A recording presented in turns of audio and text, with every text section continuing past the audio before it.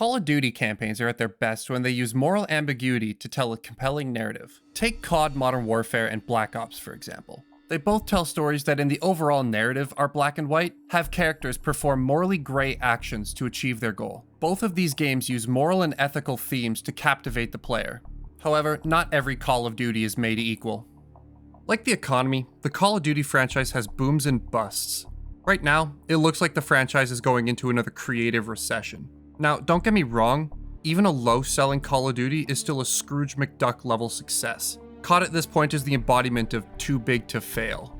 However, the last time Call of Duty started to boom, it was because the developers took risks. The previous entry, Black Ops 4, was by most accounts creatively bankrupt. A thematic successor to Black Ops 2, but with hero abilities and weapon operator skins that fit better in a Garry's Mod server than a military shooter. The tone of the franchise had shifted.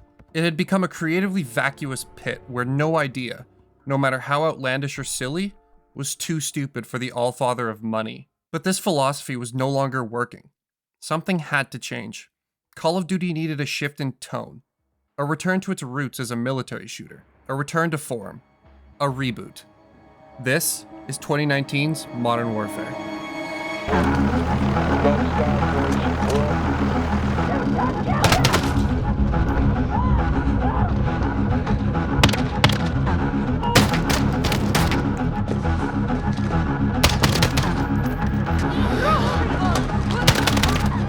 All clear.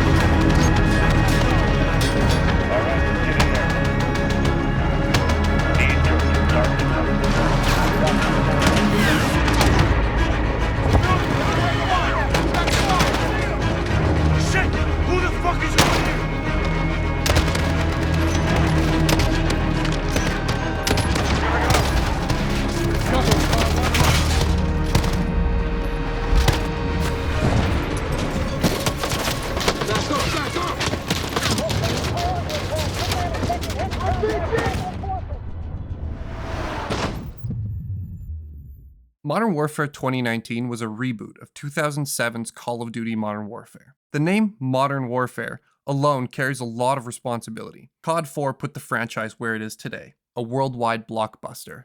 Arguments could be made that COD 4 redefined shooters the way Halo did in 2001. Games set in the modern era have some advantages. They're able to tell a fictional story while still addressing contemporary issues. In COD 4's case, it depicted a full-scale US invasion of not Iraq and global terror cells motivated by nationalism. It used these themes to tell, in my opinion, one of the best Call of Duty campaigns of all time. So, naming your game Modern Warfare comes with a lot of responsibility to live up to COD 4's legacy. The 2019 entry doesn't tell a complicated story, but it does raise questions on ethics and perspective. Just like COD 4, it tells a tonally murkier story because of allusions to the real world. The story doesn't just leave the player with a darker narrative by pointing to real events. It questions the moral conundrum the Western world finds itself in.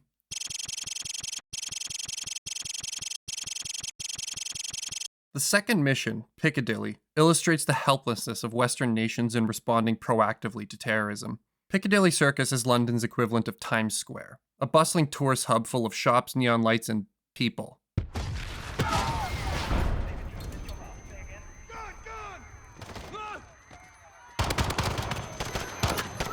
The game doesn't shy away from the horrors of a terrorist attack. Screams echo in the distance, civilians are shot unceremoniously. And although fictional, the attack references real-world events like the 2005 London bombings where 52 people tragically lost their lives, and the 2017 London bridge attack, which killed 8. Media often fictionalizes real tragedies to ask questions. Modern Warfare is no different. You saved lives today, Sergeant.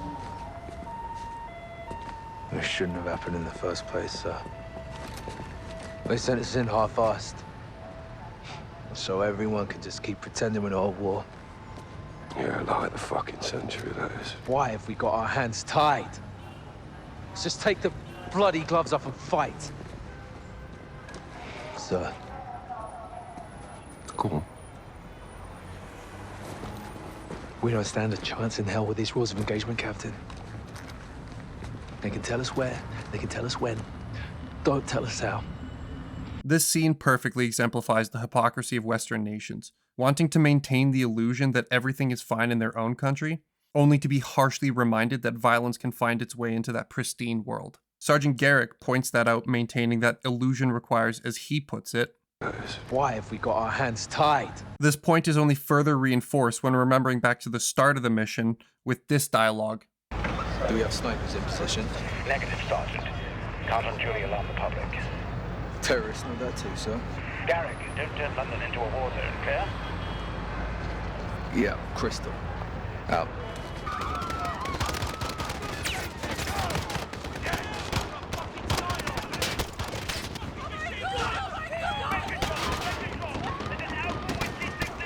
The game tees up a question. Let's just take the bloody gloves off and fight. But what does that look like? What are the consequences of that?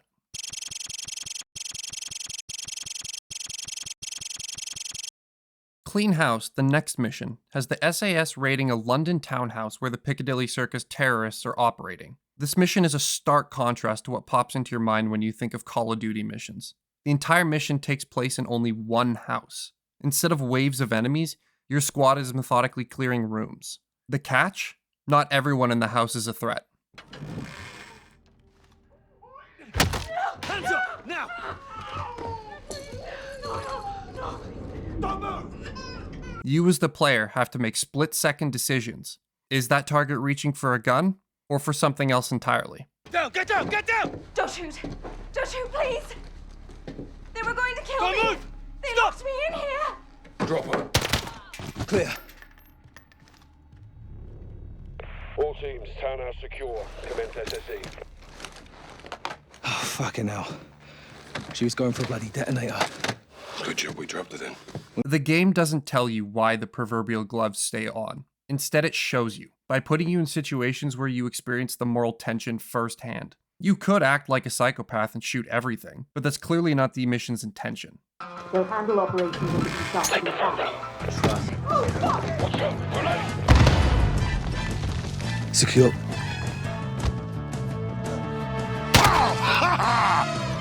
Alpha front X-ray down. Grenade, look out! Oh, they're going to have to glue you back together in hell! This level clearly drew inspiration from Zero Dark 30, which depicts the assassination of Osama bin Laden. The takeaway of that film is an attempt to realistically depict the operation to kill bin Laden. Modern Warfare emulates that same idea within its narrative, so much so that it recreates a scene from the movie. Echo 02, moving to deck 3. In the head! The next we see of Sergeant Garrick is in the mission The Embassy.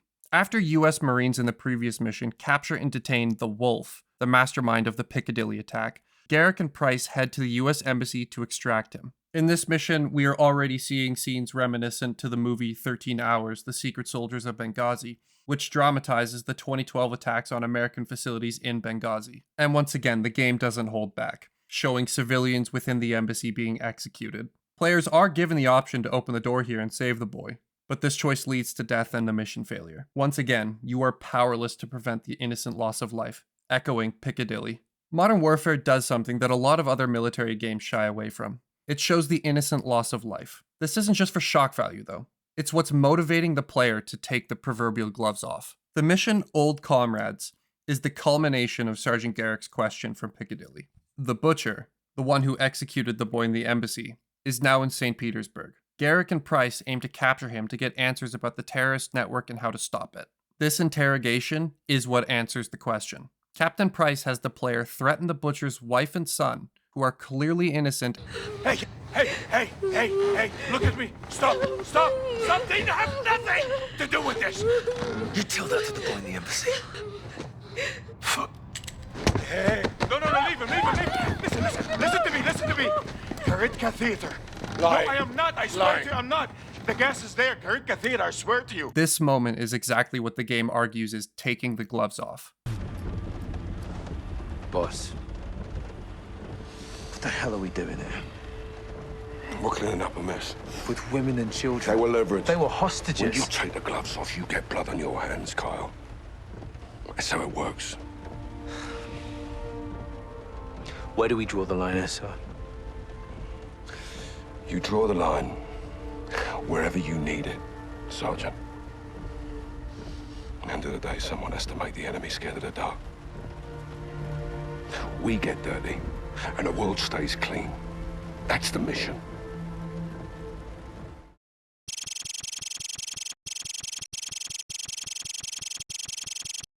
Modern Warfare isn't a grand narrative success because it's morally complex.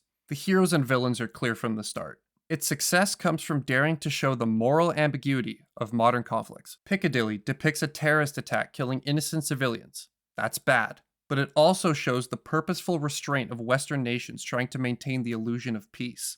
Clean House, where you raid a townhouse in London, perfectly illustrates moral claustrophobia of modern conflicts. By literally having the player clear out a small house where not every single person is an enemy, the game puts you in a position to decide who lives and who dies. The game, with the exception of a baby, for obvious reasons.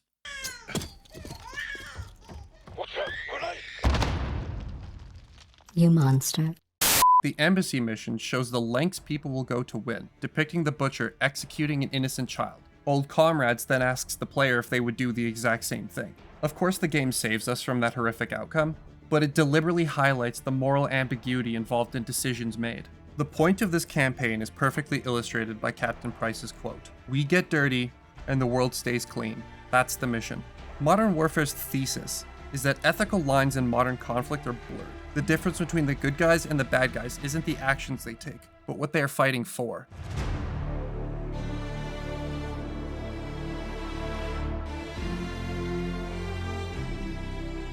This video took a bit longer to make, as I didn't know how I wanted to write this script. I had a whole section I wrote about the mission Highway of Death, and about how it's historical revisionism to the Gulf War and the Coalition's real questionable tactics, but I just couldn't fit it. Also, the guy who created the bomb defusal section in the Wolf's Den. Cut the wire exactly when I say, not before.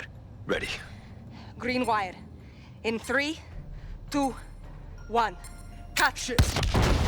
You're an asshole.